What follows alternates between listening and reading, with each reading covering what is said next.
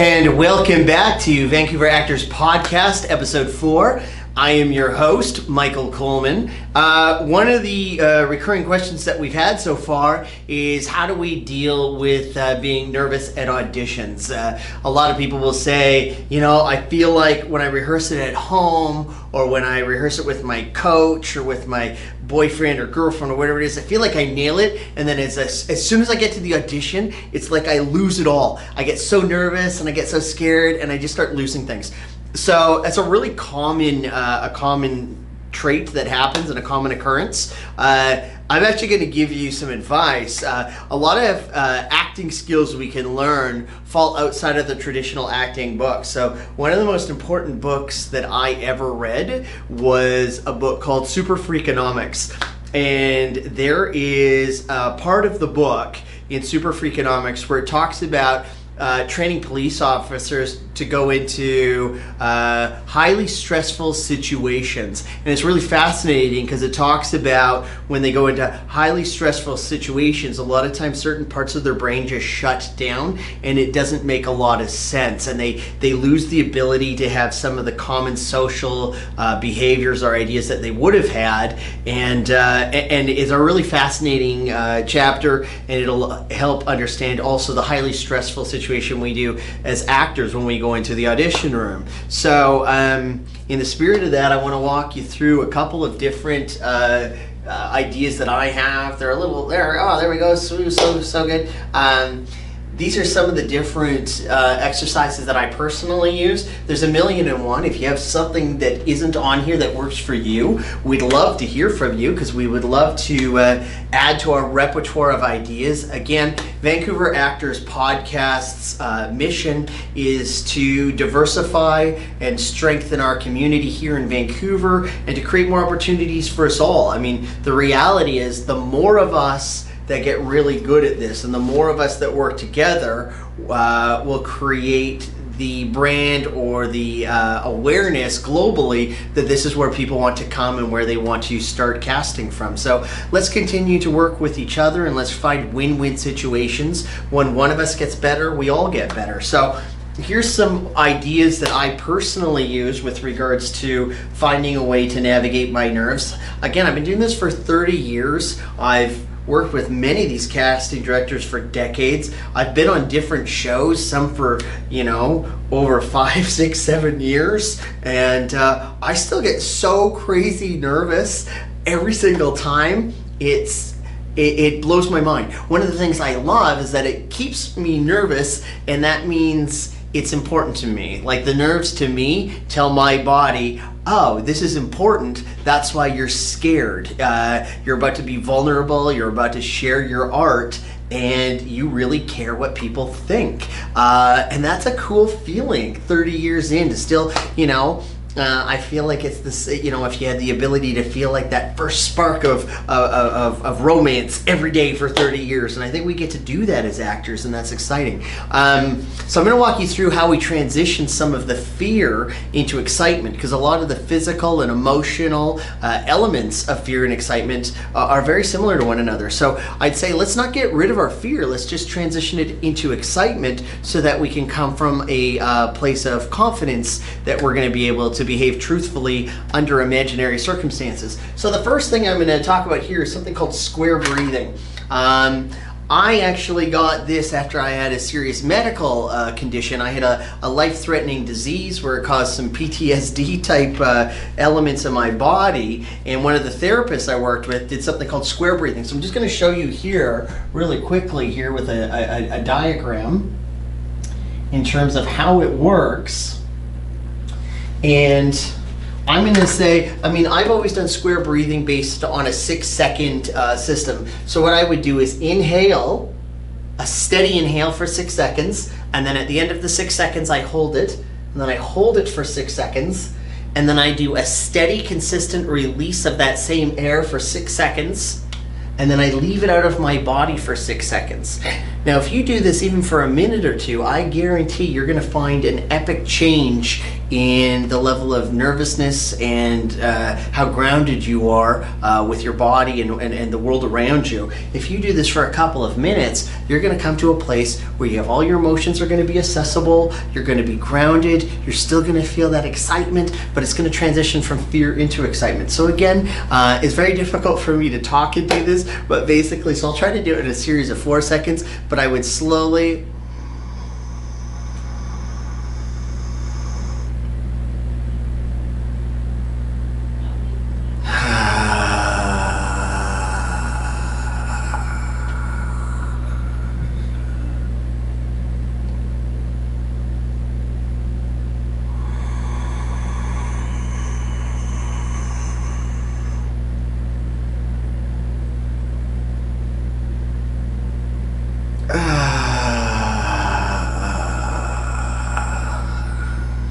just realized if you're not watching this podcast and you're listening to this podcast, this might be the dumbest thing we have done yet.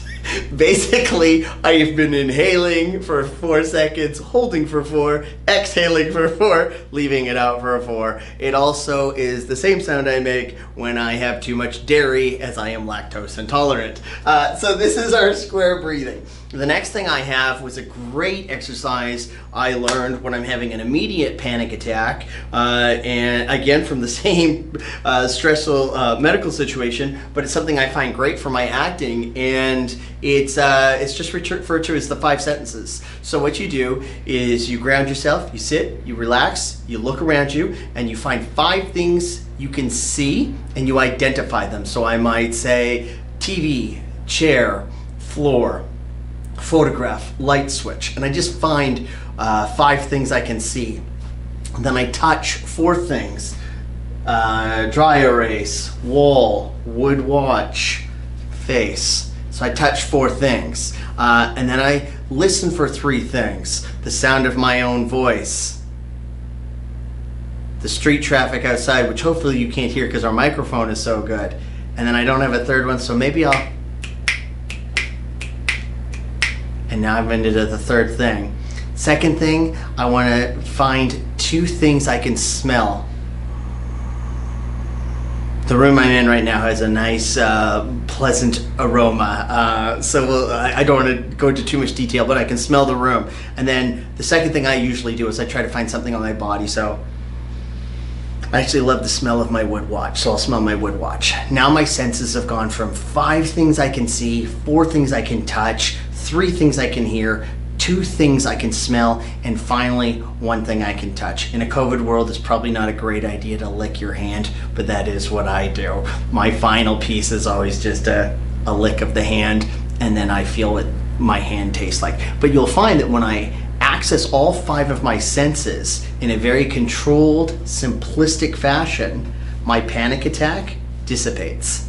And I find it really helpful in auditions, because there's some auditions where I'm nervous. I might be sitting there and didn't know famous people would be auditioning for this. Oh, they also invited the good actors in this city. Crap.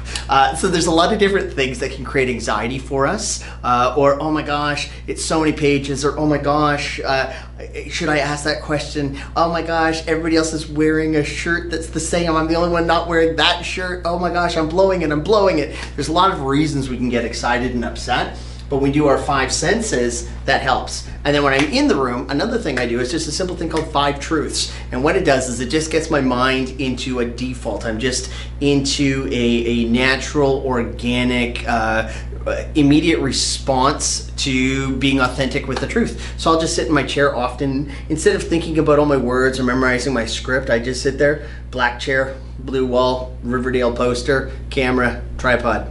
Just 5 things. TV, wood watch, 4 fingers and a thumb, wedding ring, sniffing sound. Anyways, I'll just find 5 truths and I'll say them out loud. And when I get myself into the truth, then I'm not worried about behaving truthfully in our imaginary circumstances. I've already organically just got myself into a place where I'm into a default truth mode. So I find that to be a really, really effective thing. The last thing I would say is if you get a chance and you're at the audition and you've maybe done the square breathing, which should work in itself, and I'm telling you right now, if you do it, Do it in the car ride over, the transit ride over, or do it while you're in the room. Try to get there, 15 minutes early in a non-COVID world when we're all back in the room again. If that doesn't work, 5 senses of truth should work. But a final system, and one that you can add, and it's very comfortable, just put your feet shoulder width apart, put your hands down, your shoulders down, close your eyes, good posture, and just check in with everything. Start at the top of your head and slowly let your mind talk to the different parts of your body. I always wiggle my toes. I always let my fingers try to fall to the ground. I keep my shoulders relaxed. And then once I get to this state where my feet are squared off to my shoulders, good posture, nothing stiff, my hands are not in my pockets. Unlike now, I'm not talking, and I'm just sitting here, and I tell the top of my head, relax, and I see if I can relax my scalp. I see if I can relax my forehead. Like a lot of people, I carry a lot of tension in my jaw, so I just, for those listening and not watching, I open my mouth, I move my jaw around, I let it go. When I take a deep breath in, my shoulders don't go up, I take a full breath. I hold it as I'm doing my square breathing. And as I release, I try to let my fingers go closer to the ground. And I leave it out. And I might send a signal to my shoulders. I might send a signal all the way down my arms. And I try to connect to each part of my body, letting it know it can relax. And I find that I still have that vibrant energy I had from fear, but that vibrant energy is no longer putting me into a place of fight or flight. It's now placing me in a similar, titillated sense, but from a place of confidence and excitement. Now I'm excited to go on the roller coaster. I'm not afraid of it. I'm excited for the journey in front of me. And I make no promises that I'll be word perfect. I make no promises that everybody will love what I do. But I do make the promise that I have learned how to serve the story. I've put in enough preparation where I'm prepared, I'm professional, I'm on time, and I'm excited for the opportunity for direction. Because if they give me direction, it usually means they like most of what I've done, but they're curious what else I can do, or they're curious what else it might look like if I take it in a different direction. They want to know what my abilities are in terms of if I'm going to be on set. Are they going to be able to give me a note or a direction and not have me just nod my head and say I'll do it, but can I actually do it? And that is basically how I find a way to deal with my stress or my nerves. I'm going to give you one last final piece of advice. When I do my preparation, and again, for anybody who's followed the Vancouver Actors Podcast, you'll see that I use a really core basic simple that we call the Great Opera. It's an acronym that stands for goals, result, emotion, assertions, tactics, obstacles, personalizations, environment, relationships, and age or time. And I use those 10 things as a core foundation in addition to the other tools I do, finding what's not on the page, find the fun of the game, a lot of different character work and research that I do. But I do so much work that when I'm here, I am not at that place of development or preparation where I'm still wondering, oh my goodness, am I going to mispronounce that word again? Am I going to forget that line again? There's so many things that we can get really caught up in. I do all that work at home, so of course I'm going to do it right. Of course I'm going to say it. I learned it so well that, yeah, I could do it forwards or backwards. And more importantly, I didn't go home and learn the lines. I learned the story. And because I learned the story, most of the lines just make sense. And when I say something that maybe isn't word perfect, which script editors are going to hate, story editors are going to hate, and they should, script supervisors. But if I do, at least I'm going to stay in character, and I'll show you that I understand the story. And it doesn't happen often, but when I do flub a line or whatever, I'm so confident that I've learned the story, I can just keep going with my scene. I don't do that awkward, hey, I'm so sorry, can we do it again? I made a mistake. It's a common thing, right? We see that. How'd your audition go? I don't know, I forgot a line. The good news is, most studies will show you that only 7% of communication is verbal, and 93% of it is going to be like body language, context, facial expression. So even if you forget a line, you made a mistake out of 7% of your audition. So you still could have nailed the other 93%. You could still get an A+ on that audition if you only forgot a line. That's okay. The key is, what did you do when you forgot the line? Did you know the story well enough that you could keep going?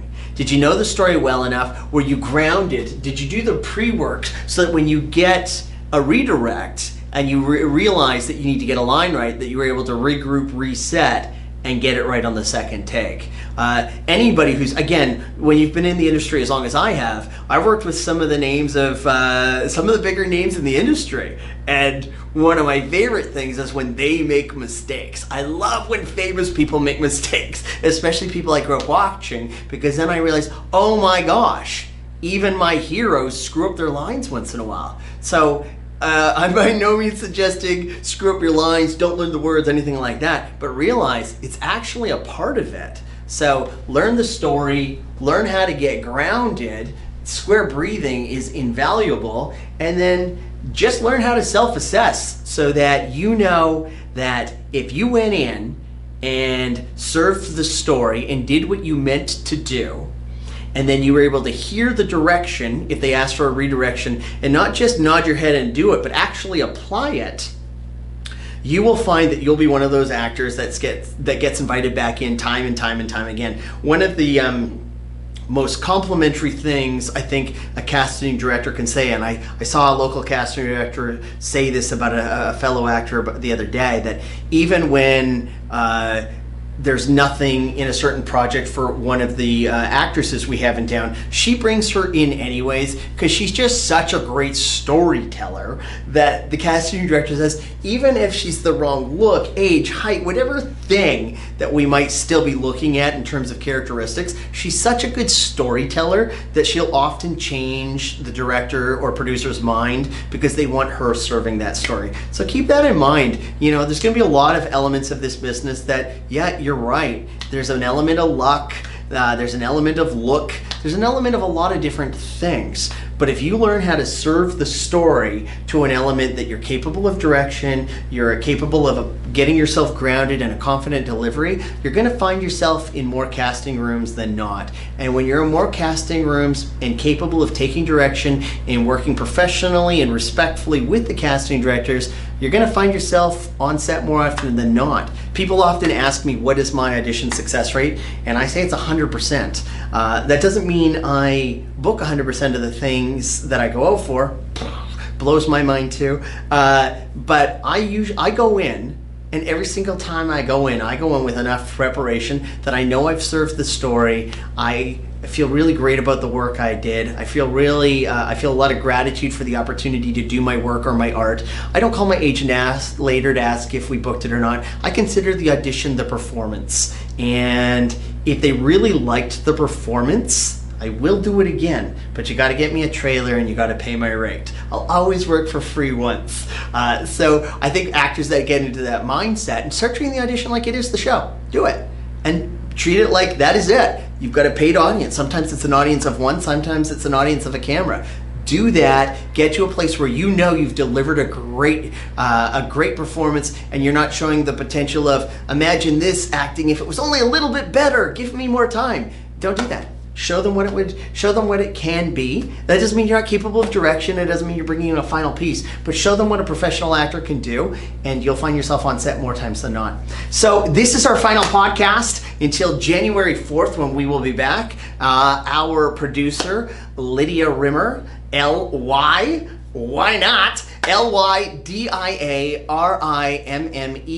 at storyinstitute.ca. She'd love to hear your thoughts and feedback. She'd love to get ideas on some guests you might like us to bring in. Perhaps it's directors or other actors or casting directors, agents. There's a lot of different people we're happy to bring in. Again, our mission is to create a stronger, more diversified, more inclusive community. And any questions you have, we'd be happy to help. And if you're newer, or even if you're not newer, if you have questions you think we might be able to address or help, please fire them off and we'll do our best to answer them here on the next podcast. So ho ho ho, Merry Christmas if that's what you celebrate, or whatever you're doing with your time. 2020 has been a year, so let's let it be what it is. And let's all look for something bigger, more beautiful in 2021. Vancouver, we've got our issues, but we've done pretty good so far. So